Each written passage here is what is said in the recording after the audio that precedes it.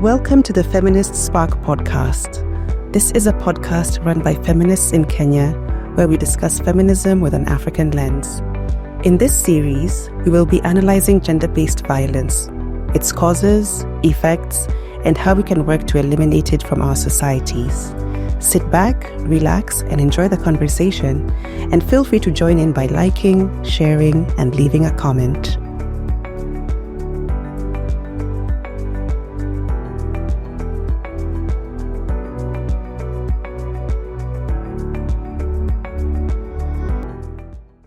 Hello and welcome to the Feminist Spark podcast. This is a podcast run by feminists in Kenya where we discuss all things feminism from an African lens. My name is Njahira Gitahi, and on today's episode, we are going to be discussing grassroots approaches to tackling gender-based violence. And I am pleased to be joined by Felicitus Okoko. Hello, Felicitus. Hi. Why don't you start by introducing yourself and the work that you do? My name is Felicitus Okoko. I am a gender justice, climate justice advocate. I work with Feminists for Peace, Rights and Justice in Kibera. We do women's health, safety and well-being, including emergency response, SRHR awareness, well-being, survivor well-being and checkups. We also do leadership and governance, which includes feminist mentorship, alliance building. We have peace building and security, women in tech, women and girls education, and we also do women's climate action and livelihood development. So we try to take a holistic approach in how we respond to violence, especially in informal settlements, understanding that different issues contribute to different realities of different women, and we try to cover the whole spectrum in response. I'd like to know what are the challenges you face while you're organizing within the grassroots, especially when there's so much diversity that you're dealing with. The diversity in itself is one. Is the challenge. It's one challenge because, at least you know that Wakikuyu wanatahirisha wasichana. You could have that idea. But if you are dealing with someone who is a refugee from Uganda and you do not know practices in Uganda, you might miss some of the things that are happening, right? Yeah, that are harmful, but they're hidden. They're there, maybe not even so hidden, but because you cannot think. It's beyond the scope of your imagination. It is beyond the scope. Like, I was looking at some forms of violence against it. Like, I just opened my Chrome and there was a PDF that was talking about ironing women's labias. And I was like, this is something I would not think about. Like, even if watu wanajua ni pale wana ironingi, like, it is not something I would think about until someone comes. Like, it's not something I would look out for until someone comes and tells me, oh my God, Feli, this happened to me and it is happening here. And another example is, I think it was last year when we were having conversations about live child pornography in Kibera. Like, it is something you would never think about. Like, it is something you would never think to look out for because you are like, why would someone do something like that in this space? You think people who have very weird fetishes and kinks usually have way too much money to spend on it or to pay on it.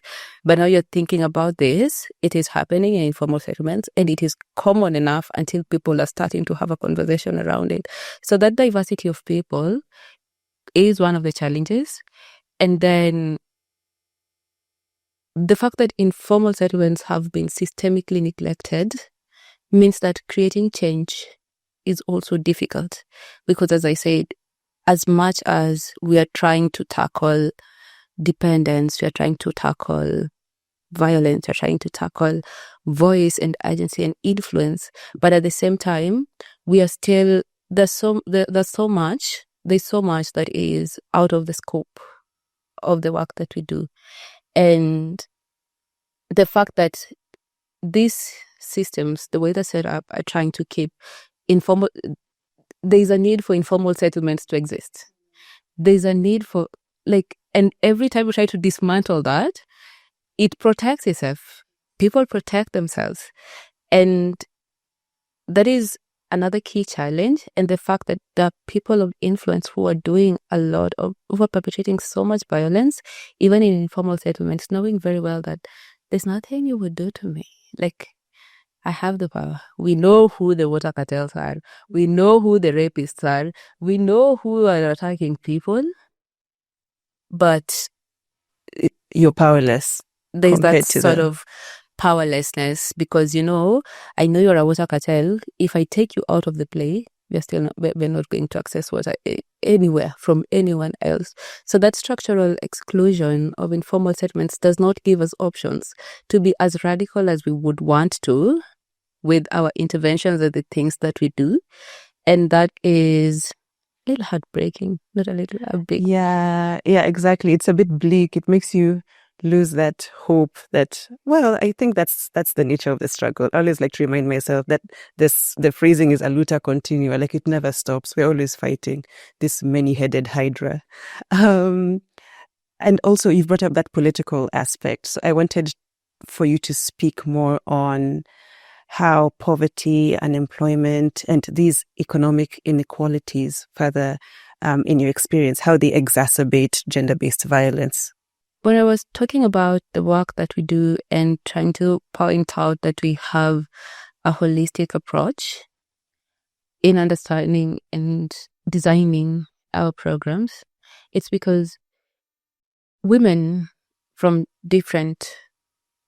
the same.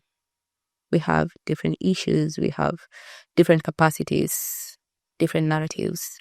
So when you look at me as a person, let's say we're both born in Kibera, we've grown up next to each other, we've gone to the same primary school, and then we both get assaulted, we both get pregnant, or we both get assaulted, I seek help, you don't seek help.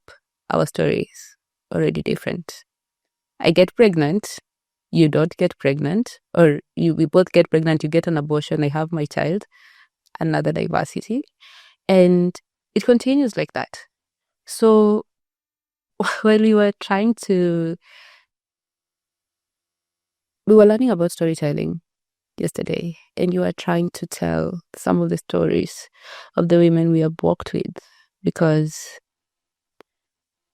it has been a gap for us, the work that we do, and showcasing the need for that work has been a little bit difficult because, these things happen. They happen everywhere, and everyone is trying to showcase. So what's the need of one more story? Anyway, but so we were working on our storytelling and how to better amplify that. And one of the stories spotlighted was a very little girl, who, started her menses, was using clothes, and then had a boyfriend who would get her pads and other goodies, and they had a sexual relationship. And eventually she got pregnant. She got HIV as well. And I'm so disappointed. Like, every time I think about the fact that so many young girls, 15 to 19, getting pregnant, and there's still no support for them, I get heartbroken again. But she got pregnant and she got HIV. And as a reaction to that, this is a curse, we have to remove it. So her parents would try to ban the HIV out of her. I really don't know. Try to ban it out. So for a period of time, she would be banned occasionally down there. And she even ended up like, now you hate yourself because, you have a child. The man is not providing anymore because, you have a child. So you are not going to school. You're not having access to any of the dignity materials that you need. You are sick. You are constantly in pain because every time you start healing, you still have HIV. Let us try again. And you can just figure, how will this woman even feel confident enough to stand before someone and say, I deserve this job. Like, sometimes I think about myself and I'm like, sometimes I feel like an imposter because I do not have my degree. And if I come to Feminist in Kenya and I tell them that I am a good programmer, I am good at programming, like, would they believe me? Would they give me a chance? Now imagine someone who doesn't have a voice, who doesn't feel like she can speak, she can talk, she can do stuff. The only thing she didn't go well. Yeah. And it was because of economic precarity that she did what she did. Yes. And it didn't go well. And as a result of that, she's facing violence. She's even poorer and with no options, clear options on how she can build a better life. So when you talk about response, in such a thing, like, we would respond to the immediate danger, but try to build the voice and the confidence of this woman. You can speak. You can be safe. You do not have to live like this. You do not have to endure this. You are enough as you are, and it is okay. And then beyond that, try to ensure now, there's also that pain that comes with being aware and having no power to do anything about it. Let's say ignorance is bliss. Heri wache mtu akose kujua akiteseka kuliko ajue and remain in the same situation. So with our livelihood development program, we try to help women build income generating livelihood, like a source of income for themselves. At least you know that you can get your medication, you can pay your rent, you can live. We might not be able to do enough or a lot, but we try as much as possible to give you that little foundation in terms of livelihood, so that you're not just, hey, mimi nimerudi kwangu and I'm like, if you beat me, I'm going to have you arrested. And then you're like thinking, nani ata chakula sasa, nani atanunua, yani Rent. Eti, yani umekuja tu kutuomba na umefanya mwanako ameshikwa juzi. Before mwanako ashikwe hata hukuwahi kuja kwangu Njahira. Sasa hiyo unakuja na wewe ndio umefanya afungwe. Umefanya mwanako amefungwa, umeshinda tu nisaidie. It's true, yeah. So, like, trying to ensure that there's that holistic approach and understanding that layered issues, like different issues affect women differently, and all these contribute to their well-being overall and their way of life. I love that you've spoken about like the police and losing like a breadwinner, because I was speaking about it in another episode on transformative approaches to GBV. So we can see the nexus is there. Let's talk about sustainability. I know with a lot of grassroots organizations, you rely on people volunteering, you rely on donations from well-wishers, funders. How can we ensure that grassroots networks and organizations maintain their momentum when, or keep, don't collapse after 6 months, 1 year because of a lack of funding or a lack of staff? I think one of the key things in sustainability is understanding why you started anyway. That is key. Why you do what you do. Jana, one of my colleagues was asking me how long I've been in the space. And I was telling her I started learning about human rights in 2024. Yeah. And not in school, not in any space. Me and my laptop, learning. And I still learn every day. And I feel like, I feel like, I don't want to have work at home. Then I'm like, that is the difference. I don't feel like it is work. Yeah, this is real life. I do not feel like it is work for me because I am a survivor of sexual violence.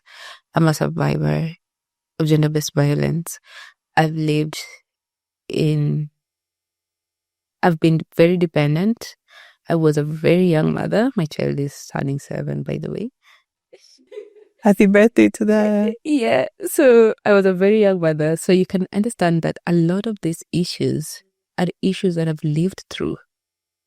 And having that opportunity to help the next woman not have a worse or a similar story as mine is something that sustained me through my learning period. Because when I was learning, when I was getting out of my house to go to an event, knowing very well that I have just 200 shillings and I'm going to use it as fare and I'm going to eat there as much as I can. So when I go back to my house, I'm going to sleep and go again tomorrow. Like, that was life for me for almost 1.5 years. That was life for me because I was passionate about knowing how can life be better, and not just how can life be better. So the sustaining force of an organization and the need to want to make it work, because as a grassroots person, if you do not do it, no one will. No one will. Nothing happens. In the same cycles of violence, the same things that women are dealing with. You're seeing children dying. You're seeing women being killed.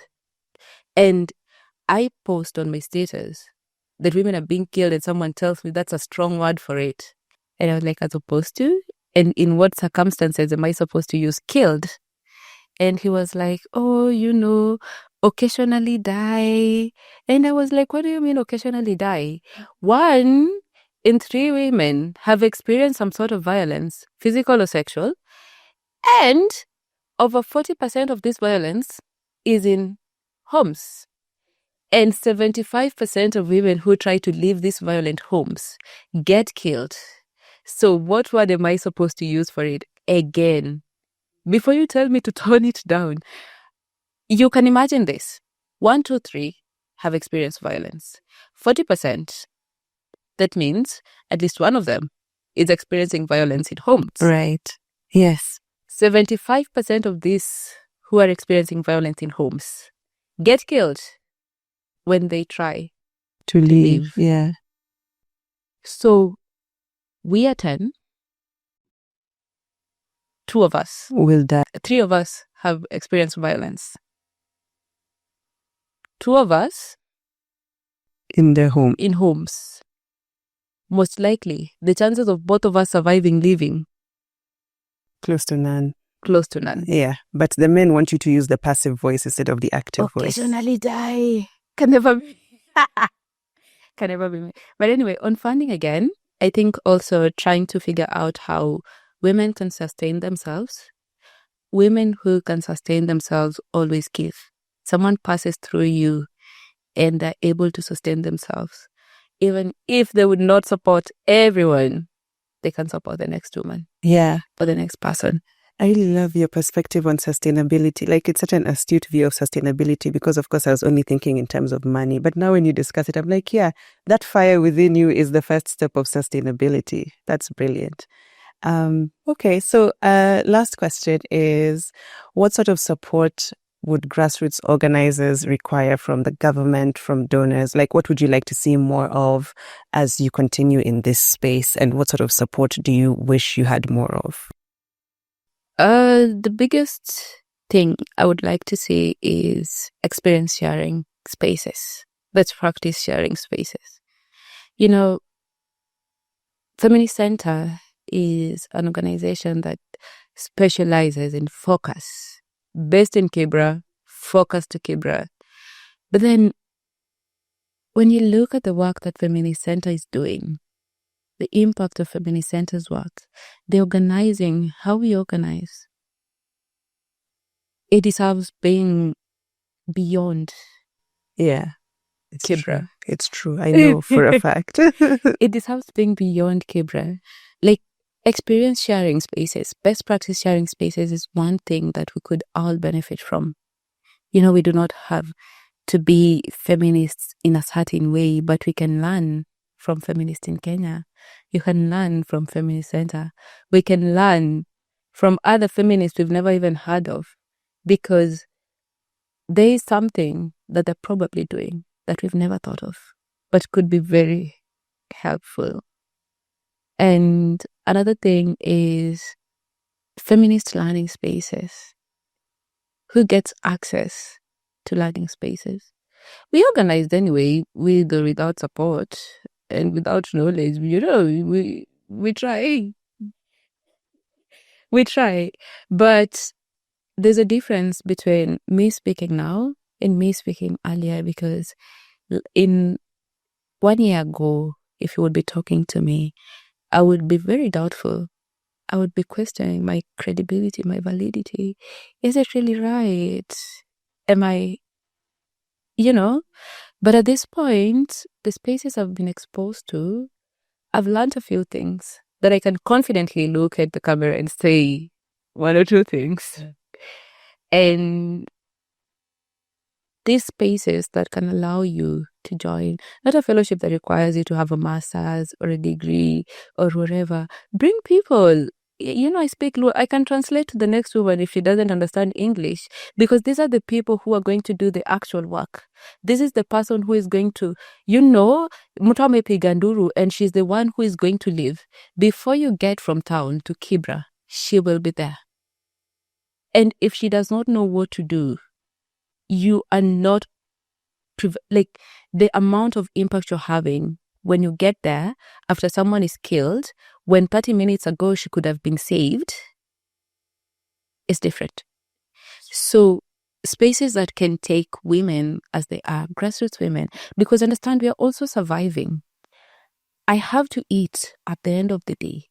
And if I have 200 and I'm coming to Feminist in Kenya space, knowing very well that I'm not going to, I'm not receiving anything at the end of the day. So I have to go and look for money for my child. I have to pay for electricity. Water is very expensive in informal settlements. Try and pay for trash because I'm trying to be sustainable. etc. We are busy surviving to the extent that learning spaces, trying to find information. Hata jioni unaweza pata hata sina pesa ya data kusema nitasoma online. So conducive learning spaces, not just access, but ensuring that grassroots women can feel comfortable being in a space for the whole day and learning and understanding and knowing very well that nimesoma macroeconomics in Africa. What does this look like in Kenya? What does this look like in Nairobi? And how does this manifest in Kibera? And is there something I can do about this system in Kibera? You understand that the reason why ukienda Kibera kwa clinic hupatangi dawa ni juu saizi Donald Trump amepiga Iran, wamefunga Strait of Hormuz, vitu hazipiti. Unaona saizi ukienda kununua simu si thao tena, ni thao 2 sababu ya AI. Unaelewa?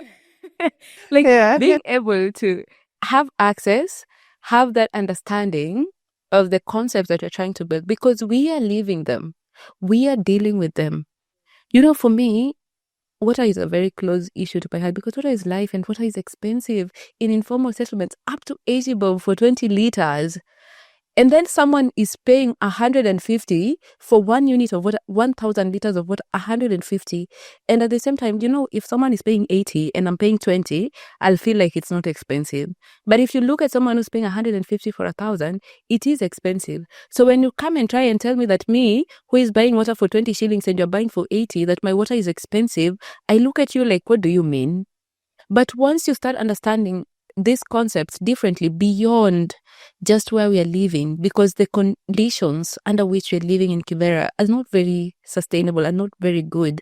Understanding issues beyond, and it is important for those who are living in these conditions to understand them. That's true. Education is the first step. I was listening to someone saying that, for us to sustain a revolution, you need 2 things. You need education and you need food. If you can give people the food that they need and then you educate them, it becomes quote-unquote sustainable.